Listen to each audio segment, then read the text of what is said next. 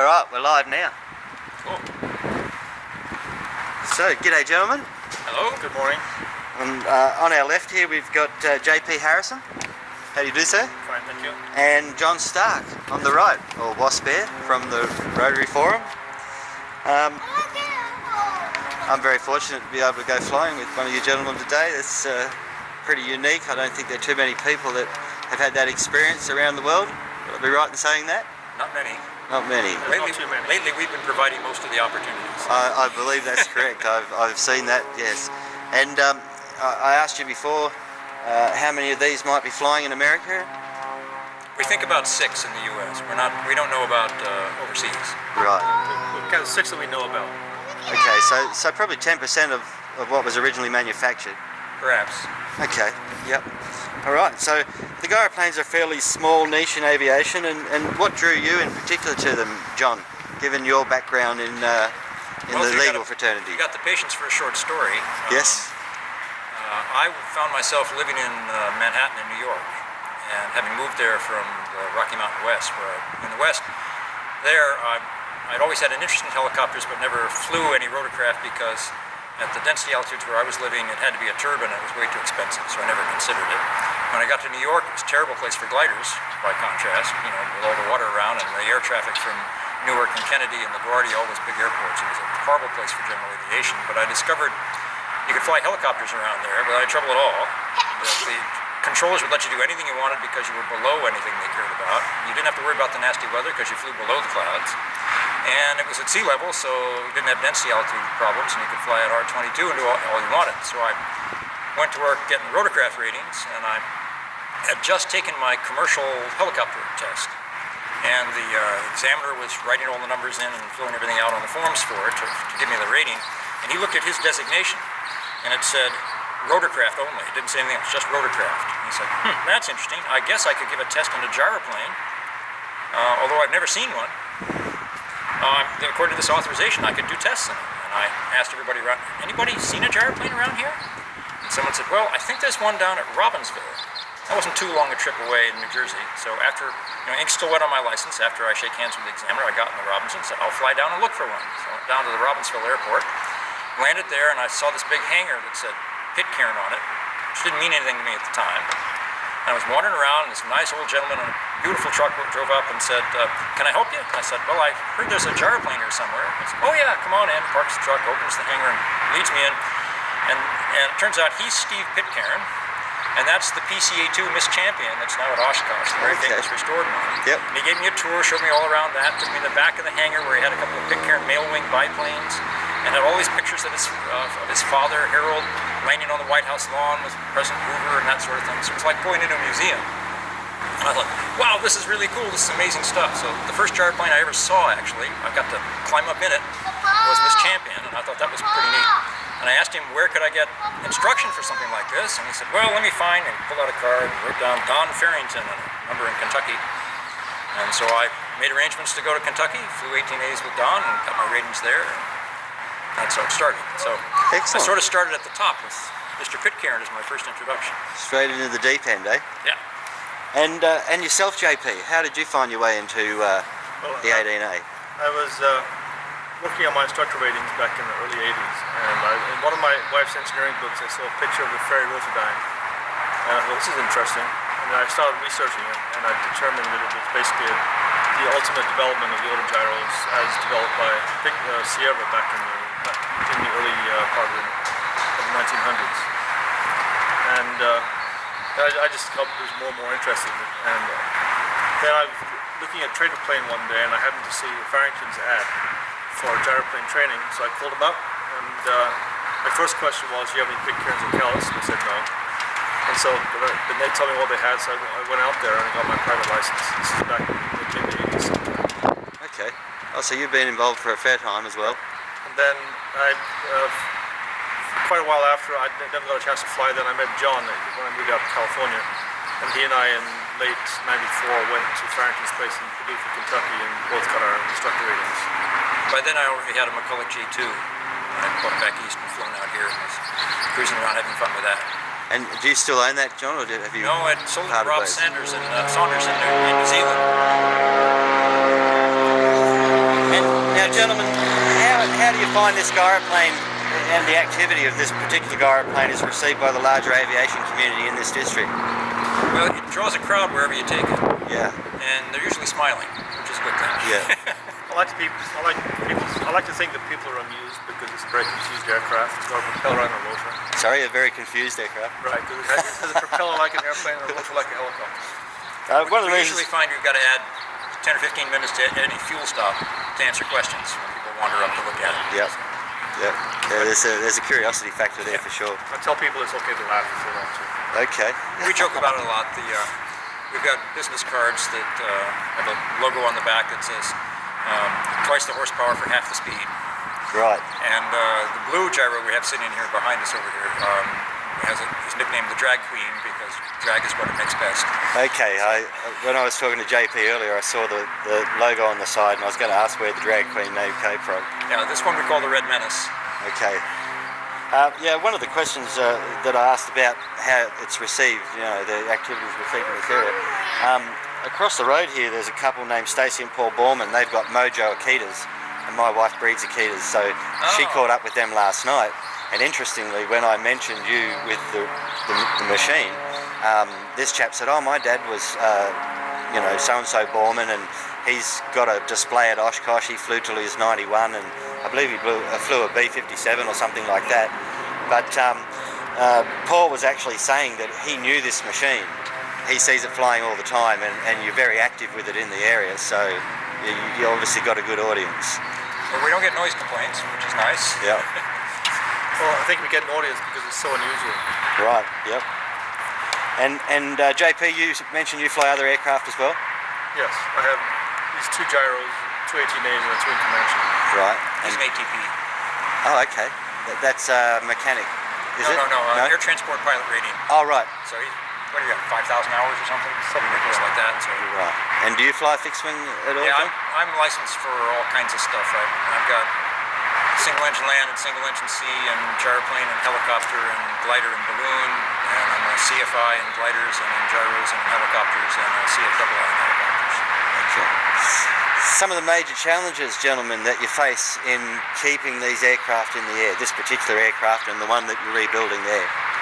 Actually, it's not too much of a challenge because when the original company went bankrupt, there were quite a few parts already manufactured, and they're still out there if you know where to look.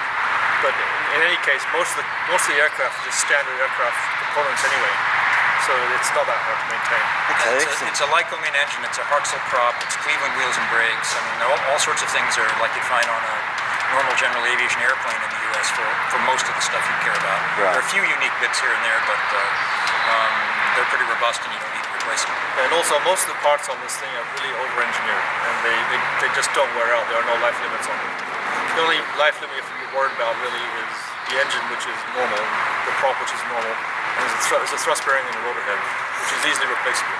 The rotor head itself, so that's easily obtainable parts for that. Well, yeah, the parts out there, but if you don't wreck the aircraft, you don't have to worry about it because Right. it's not a life limited part. Okay.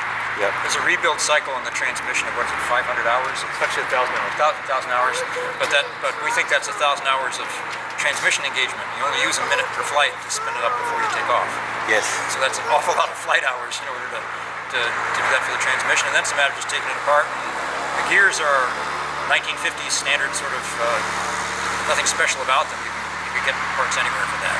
Okay. I have the transmission on both this machine and the blue one overhauled, and the guy that did it said it was a waste of time because it was like new. Right. The clutch is basically out of an old Dodge Power Wagon truck. Okay. Yes. It's very robust, and you could find Dodge bits to go in it if you needed to. Yep. Okay. So some of the parts are auto sourced, and others are aviation sourced. Right. Yeah. And gentlemen, you're both CFIs Yes. Correct. with respect to this aircraft, and others. Well, in the U.S. regs, you're a CFI for gyroplanes, period. That covers them all. Covers them all. Yeah. So there's no separate rating for this, but we have a lot of experience in this. And we got our ratings in it, so And are you training people in this? not often. No. It's partly a matter of insurance availability and whether it makes sense to set up a business for it. Sure. Yeah. The problem with training people is the insurance is 10% of the whole value, and whatever they declare it to be. Let's say it's $100,000, so that's $10,000 a year. Plus the liability is at least $5,000 to $6,000. So that's $16,000 just off the top before you you get your first seater. And then your fuel cost and everything else is involved, and it gets pretty the numbers go pretty high pretty quickly. As a practical matter, a lot of people, we get contacted for requests to get instruction all the time, but what they really want is enough instruction that they can go out and fly their little single-seat Dominator or something like that. Okay. And so they need to learn rotor management, and this is not a good aircraft for that.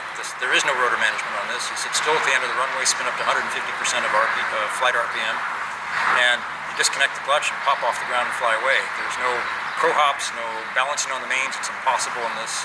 The operation is so different that it's not really good preparation for people with a lot of their home builds with simple teetering rotors, no swash plate. Sure. So when you take this machine out then, this particular gyroplane, you are doing a jump takeoff pretty much every time, or near enough to... It depends what you mean by that. You must, there's no way to gain RPM by running down the runway for this. You actually have to overspeed the rotor and then pop pitch into it, and you leave the ground when you pop pitch. So the question is, do you roll before you pop the pitch in, or do you just stand still and pop the pitch in? Okay. Well, every takeoff involves putting pitch in quickly to depart the ground. So when we go flying today, we might roll 30 feet and then hit the button. If I wanted maximum performance takeoff, I just push the button without rolling at all. Right. The thing about jump takeoff, it sounds fun, it looks fun, and it sounds fun, but in actuality, it's even though it requires a maximum performance from the aircraft in terms of power output, rotor RPM, you get better performance on takeoff by rolling forward a bit. Sure. So it's what I always do. Normally, just roll 10 feet and then go. What advice would you give to somebody who came along to you and said, I want to locate one of these and put it together and go learn to fly it? What would you say? Well, we'll sell you one. We'll throw in the instruction for the rating free. I actually did that, and either you need a lot of money. Let's just say 150,000 to be sure because you got to make mistakes on some of the overhauls, or have an AMP, airframe power plant mechanic license, and do it yourself. Okay. Which will take, but we had a friend do that, but it took him about 3 years in addition to his full-time job. Yes, there's a nice one down at Santa Paula that Al Ball flies that he basically rebuilt from the ground up. And I did a test flying on it last year, and it's a gorgeous machine, but he put an awful lot of work into it. Right. And he's a master mechanic too. Okay. Now I asked you earlier, JP, in the hangar, question that one of my mates wanted to ask, was it viable to reproduce this gyro using modern materials and technologies? Could you answer that again for us, please? I don't think it'd be worth it, because this aircraft is already certificated as it is, and it's about as efficient as it's going to be for the design that it is. I don't really think you'd gain that much by replacing things with, for example, the bodies. The only thing I can think of you'd replace with fiberglass, and I don't think it's worth it, because the aircraft is light enough, as light as it's going to be right now. Okay. And the aluminum's easy to work with, easy to repair. There's not a great advantage. And you said earlier, JP, that if you were going to do something like that, you prefer to start from the ground and build something completely new. Is that correct? That's correct. Right. The technology has advanced quite a bit since the 50s. And are there obviously similarities, I guess, to the J2, is there? Yes, they're both fully articulated rotors, for one thing. Right. Although the rotor system on the J2 has much less mass, so it doesn't do the energetic jumps that this thing does. And the typical expectation for a J2 is that you'll roll somewhere between 50 and 150 feet before you take off to get a little bit of airspeed first. So when you pull up collective on it, after you've spun the blades up, they only spin to about 125% of flight RPM versus 150 for this, and they weigh much less, so there's less inertia. But when you pull up collective on that, it will typically stand very high on its gear. Rather than leave the ground, it sort of hops up. The blade coming over our heads here. Beautiful. And then you do a short run down the runway, twitch the stick, and it takes off. Beautiful. It's also standard airworthiness. It's the same engine. I mean, it may be like A1D versus an A2 or something. It's a minor variation in the Lycoming number. So it's a 360 Lycoming you have in the J2 as well, is it? Right. Okay. And the one I had was a 3-blade Hartzell. This is a 2-blade. And it has twin tails on booms like a P-38 Lightning instead of triple tail on a single boom like this. And the J2's side-by-side seating instead of tandem. So there are lots of design differences, but general operating speed range and things like that, it's not very different. There's a three-blade prop option for this, which does two things. It vastly increases the jump takeoff performance because it really pushes you out of the jump much better. and it eliminates the resonance range on operating RPM. And this one has a little yellow zone on the tach for an avoid range. On the engine, that is. Yep. Gentlemen, I appreciate your time and answering the questions. We're going to try and put some articles together and put them in the PRA magazine and also the Australian Sports Rotorcraft Association's Gyro News, and the Pacific Flyer, which is a magazine down south in the Southern Hemisphere, fixed wing magazine that are gyro friendly. Is there anything you'd like to mention before we wind up with respect to the PRA and the direction that's headed, or gyroplanes, the future of gyroplanes here in the US? You're more diplomatic than I am, so you should probably address that. Well, I actually think that the influx of the European designs, where there's been a chance for some professional engineering to take place and then professional assembly, is a good thing for safety in general, and I'm happy about that trend. We've had a lot of people in the US who had a devil-may-care attitude about things, and they sort of, they dash something together in their garage without having any engineering analysis of it, and it's sort of an off the Harley and into the skies kind of attitude, which is not good for safety. And the more professional attitude we get, and the more the PRA heads toward a professional association as well as just a club of enthusiasts, the happier I'll be, because that bodes well for safety for everybody, and you're not going to get real popularity until you have a nice record of safety to go with it. I think the teetering rotor on the gyroplane is asking for it. It's too easy to lose control, and so what really needed for these experimental sport machines is a proper three-blade rotor system, or articulated rotor system, where you just can't lose control when you're flying. Interesting. Well, gentlemen, I appreciate your time. Thank you, John. Pleasure. Thank you, JP. My pleasure. Fantastic. Good stuff.